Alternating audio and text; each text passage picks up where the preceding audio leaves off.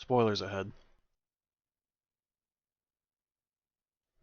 Man, when I booted this game up for the first time, I was impressed. The concept of a spy thriller with a revenge tinge was interesting.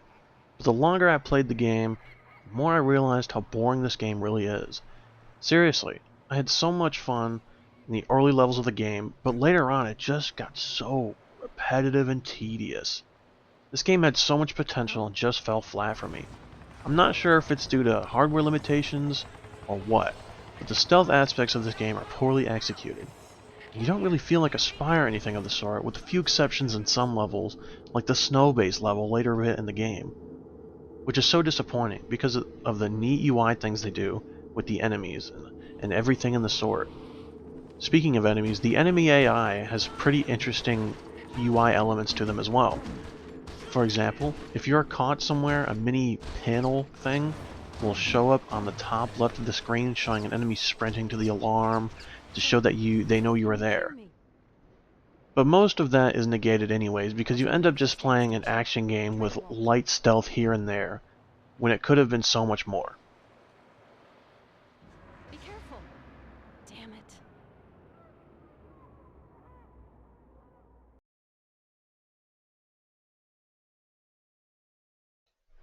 Normally, I'm of the opinion that a game's gameplay is the most important part of the game. However, I can say with absolute certainty that this game's story is what kept me engaged throughout.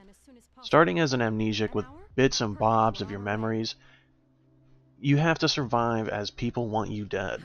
Come to find out that you assassinated the president, or at least that's what you're led to believe.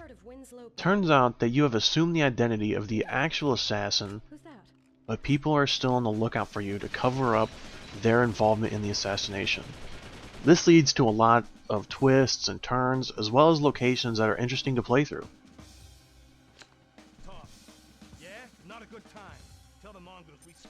At the end of the game, there is a cutscene that plays that shows that there are more people involved at the end that have been secretive and hiding their intentions from the very beginning, but it feels forced, almost like a forced twist, which doesn't feel deserved, and it feels more like a sequel bait. But considering that the game never had one, it just falls flat. I'm aware that this game is loosely based off of a book with the same name, so I can see how they had more to work with, but it doesn't feel deserved, especially with the strenuous final boss battle that almost feels unfair at worst of times. I'm also aware that a remaster exists for this game, however I had purchased this game before the remaster was made, so I would have been playing this on the original hardware on the Xbox. Another issue I take with this game that I hinted at earlier is how long it is. It's far too long, all things considered, which puts it in a weird place for me. The story is fun to play through, but the gameplay itself is so tedious and repetitive that it just feels like you're clocking in to play it. With all that being said, the art direction and music are real standouts.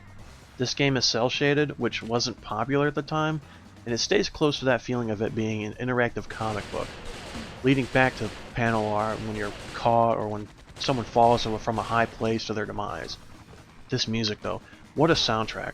Sometimes it fits the aesthetic of a detective hiding between the buildings while being rained on in the slums, while others are frantic pieces of music that are mostly percussive, focused with some synth in to emphasize the danger you're in.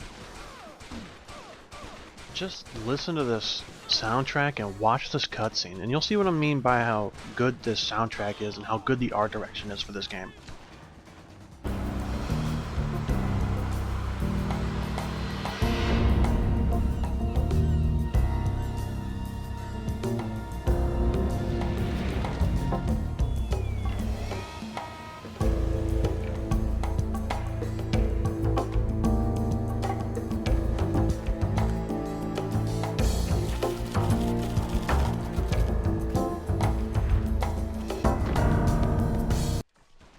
This game also has a multiplayer mode that feels a little half-baked if I'm being honest.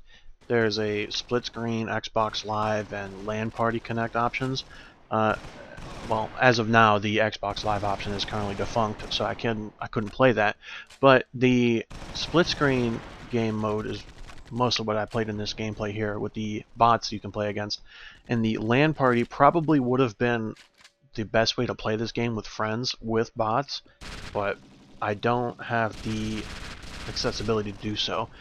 That being said, though, what I did play on the split screen game mode, which is what you're watching, is actually pretty fun. It's a bit bare bones, but it's like an arena shooter, and that's pretty fun.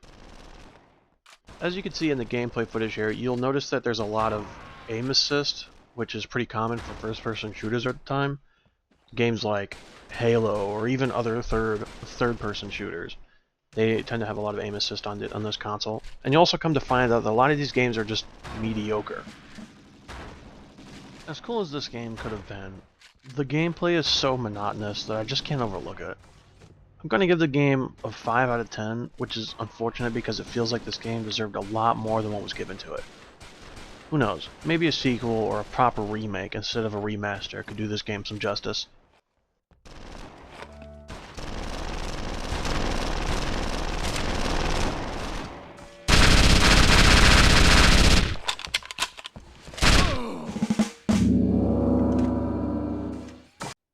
Thank you everyone for watching the video. If you enjoyed this, please like, comment, and subscribe.